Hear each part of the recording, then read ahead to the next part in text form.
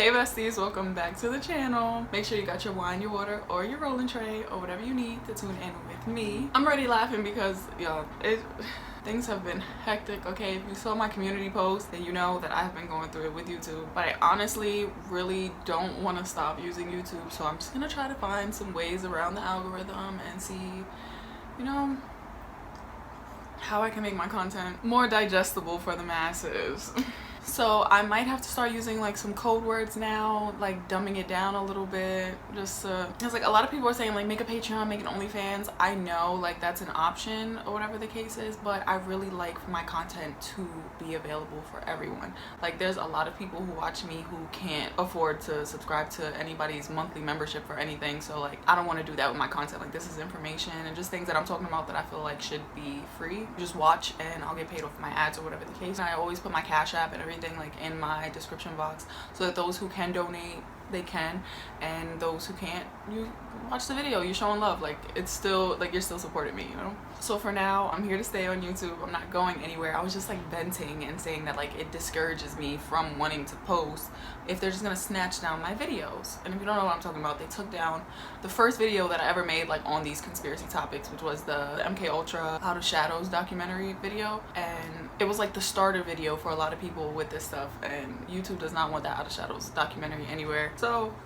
whatever, we are going to work our way around the freedom of speech that we don't have. So something I do want to start doing, because you guys show me so much love, I want to show you love back. I want to start shouting out the people who do send love donations in the middle of my lives. I appreciate that so much. Like you guys, like I see your comments. I try to literally read every single comment. I try to reply to as much as I can, and like it just warms my heart that, you know, you guys just care and want to support me that much. So today we are shouting out Nia.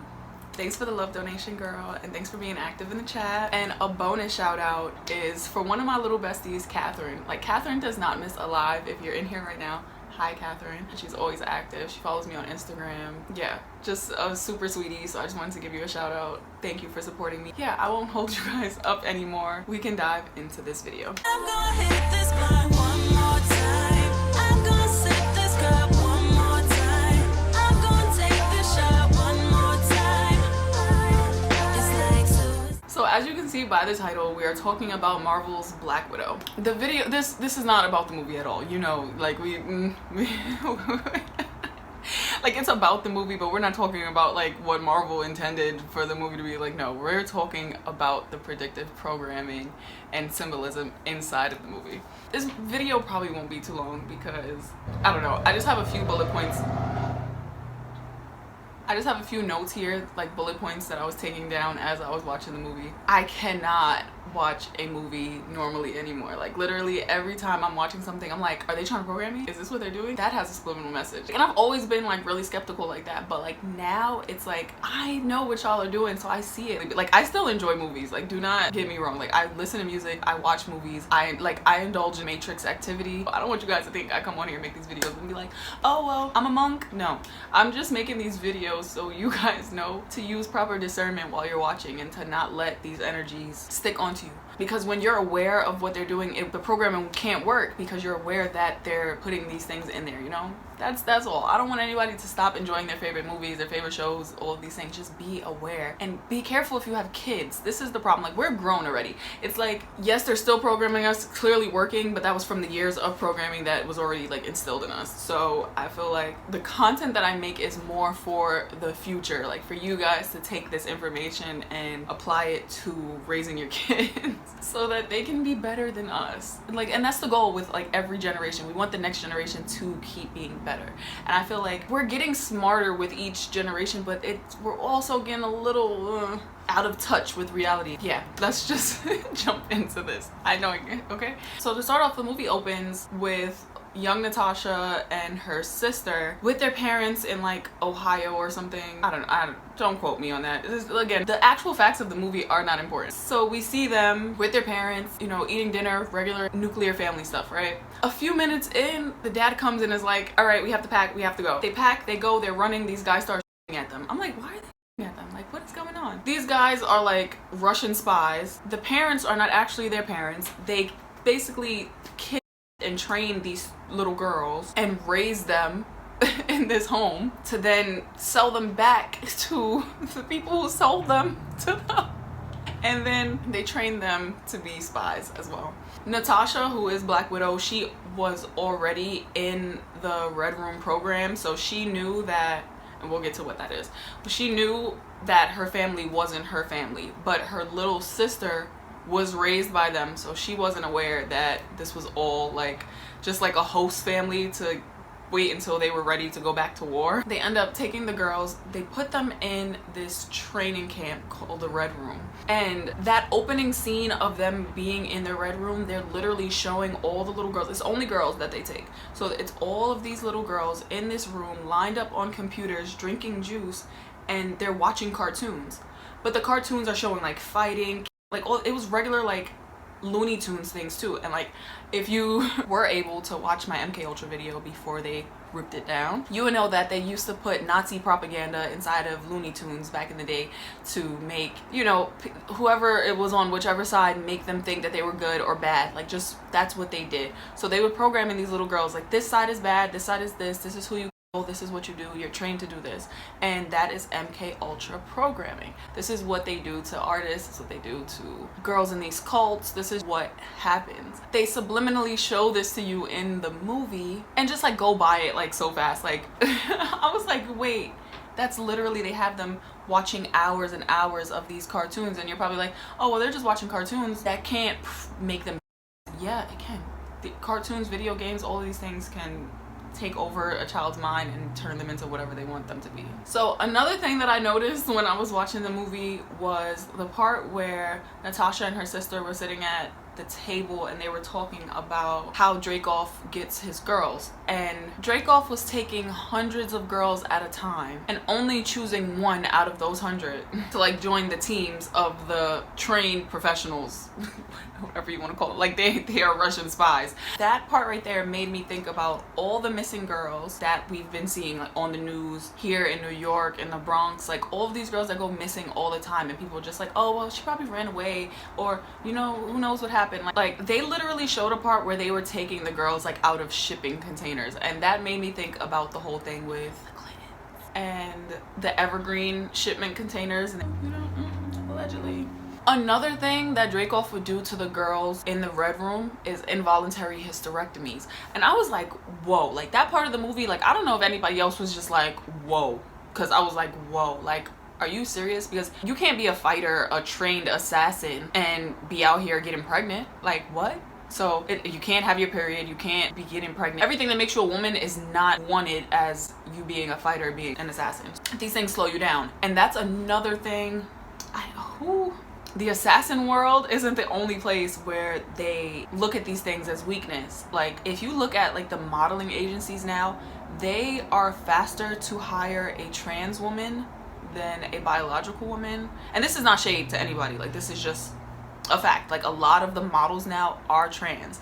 And I was watching this documentary and somebody was talking about, like it was behind the scenes like at a fashion show, and it was like, yeah, we don't have to worry about them getting their periods, we don't have to worry about cramping, we don't have to worry about the model getting pregnant. It was like so many things, and I was like, did they just say this? Like like, oh, who said? I don't really keep up with like the fashion world and stuff like that, so I don't know which like agency or whoever it was that I was watching who said it, but it was just like, it had me sitting there like so mind boggled. Like you're overlooking biological women just because of things that make us women. That's not fair. Like that's literally like the biggest slap. Like, oh, you're gonna get your period, so you might be complaining, or you might end up pregnant, so we don't want to sign you. Like it's things like that. And again, that's not shade. Like these are still beautiful women and they deserve to be models too. I'm not saying that they don't. I'm just saying that it's crazy that these are the reasons like behind it. Like you think that they're being inclusive, but they're really just using people, and it's sad that they play on people's, you know, real lives like this. But so later in the movie, we find out that Dreykov is using literally millions of girls around. It was a lot of girls, like literally half of the population on Earth was under his mind control, all women. And the reasoning behind it was that the world functions on a higher level when it's being controlled. They're trying to program that into your head too, like people need control, you need to have someone in charge. No, we don't. Like, you ever sat and watched the baby? Just watch the baby just do their own thing, like literally, like just get up and play and touch things and feel things out and see what's going on, and then they go right back to like chilling. Like, they don't really need that many instructions. Like, yeah, we have to teach them things, but like, I need y'all to realize we came from somewhere, right? Like, there was a point when there was nobody in charge. As a human, you just had to wake up and go with the day and figure out what you had to do next, whether you had to figure out how you were gonna eat, how you were gonna clothe yourself, where you were gonna, which cave you were gonna sleep in. I don't know. I don't really know if, you know, the whole cave thing, who knows. But we don't need people to control us. We don't need people to tell us what to do. We know what to do. That's the point. So there's like this giant screen that Dracoff uses, and I hope that's his name. I think that's his. Anyway, he was controlling half of the population of women and had them all like doing his bidding. This part stuck out to me too, because they were all literally programmed to never attack him, and it was a pheromone thing. Like, it was when they get close enough to smell him, they physically cannot attack him or harm him because he was their creator or their master. And like, Natasha was literally trying to fight him and couldn't because of the pheromones, so she literally had to break her nose, like cut off the smell receptors just so that she could fight him. And like, people be like, oh, like in Hollywood, why don't they talk back? Why don't they fight against their handlers? Why don't they tell people the same programming? It's probably not as, you know, intense as adjusting their smell receptors, but it's little things like, you can't speak out against me or this will happen or you will lose this and these things. Like, you know, it's just a little more subliminal than that. It's all connected, and it's crazy. A big red flag that stood out was when they actually, because the Red Room managed to stay under the radar for years. Like, nobody could ever find Dracoff. They're like, where is he? They were looking, all this stuff. Nobody could ever find him. The part where Natasha's mom actually called and set them up, and Dracoff's people ended up coming and taking them to the Red Room, and she found out that the Red Room was in the sky. And I feel like that's why we don't really know. I feel like a lot of the things that they run, like these big, like major people that are like in, because Dracoff is one person, he was in control of half of the planet with his little mind control.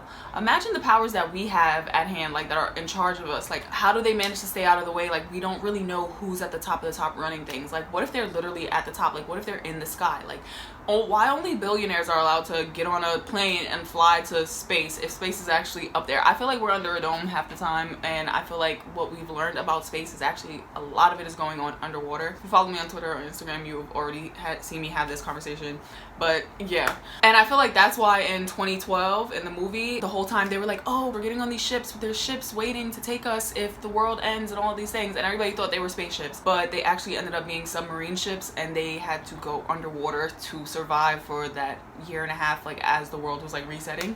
It's little things like that where it's like, oh, why? You would think, right, if the world, Earth itself is like ending, we should get on these things and we should go to space, right? Like, let's just, because y'all have that ability right now, right? Let's go to space. No, they went to China and got on submarines and they survived under the water. So there's a lot going on under there that nobody's really talking about. And I feel like the aliens and all that stuff, those are really sea creatures. There's so many sea creatures that we still have not even began to understand. Like, people still freak out when they see an anglerfish. Now imagine what else is under there. I saw an eel the other day that had the face of an anglerfish. The body of an eel, but the face of an anglerfish. Like, we're just creating things under there, and the ocean is scary. There was a part where Natasha and Melina, her mom, had to switch places, and they literally had like these face masks that changed them, like swapped them out. And I don't think like the masks that they have right now are like as technologically advanced as that, but I do think that they are using like body doubles and like swapping people out like for interviews and things like that. I do. Also the whole cloning thing, like there's a lot, like they don't just put this here for no reason. Like, they have the ability to do these things. They're just making you think that it's a movie. Like, I'm sure you guys are like, wow, it must be so fun to watch a movie with Shelby. She's gonna ruin the whole thing, right? I know. Like, this is all I got from the movie. Like, and it was a great movie. I'm not even gonna lie. Like, if you're a Marvel fan, like, you've watched all the Avengers, it was a really good movie. But I couldn't see past all of these subliminal messages and things that they were just throwing in there. Like, it was one part where Dracoff was like, at the push of a button, I can start wars and the stock market will plummet. Yeah? Okay. They control all of this. And I feel like he was just like a metaphor for like all the powerful people that we have. Like it wasn't like, you know, I don't think there's just one person just doing these like but yeah, you guys, these were just like a few things that like I saw while I was watching the movie, and I really just needed to come on here and talk about them and point them out and see if you guys saw them too, or if there was anything else that I missed here and that you guys saw and, you know, want to talk about. Leave them in the comments. But yeah, I told you guys this video was really not going to be that long. I just had some bullet points that I wanted to share. So if you enjoyed this video, make sure you give me a big thumbs up and you subscribe to the channel, because why would you be here this long and not subscribe? Make sure you follow me on Instagram and Twitter, where I am very active. Do not follow me if you're extra sensitive. Just don't. And don't forget to turn on your post notifications so that you don't miss anything from me, and you can see when I'm doing live premieres, and you can join the live chat, and then you get a shout out in the beginning of my video, because who doesn't love that? But yeah, I love you guys. I hope you didn't think that I was just gonna leave and like not make YouTube videos anymore just because they took one of my videos down. Like, come on guys, I don't think you guys get it. I don't know if y'all think the whole hey bestie thing is like just like something I'm saying. Y'all are my best friends. Anytime I'm feeling like it's something, I come here and I vent to y'all. The ones who follow me on Instagram and Twitter, like y'all know, like I really vibe with y'all. Like it's so cool having a community of like-minded individuals who just like get it. Like y'all just get me. Like I don't really have to do too much or say too much. Like I just, even in my community post where I was like venting about being upset that they took down my video, like you guys were so reassuring and just like keep doing it, like we don't care, like even if you gotta like talk upside down and like we got you. And I'm just like, I appreciate it so much. So yeah, if you want me to review any other like movies or shows, even like if it's like YouTube stuff, just, you know, send me a DM or tag me in it, you know, whatever the case is. And yeah, that's all I have for you. I will see you guys in my next video. I'm gonna hit this block one more time. I'm gonna say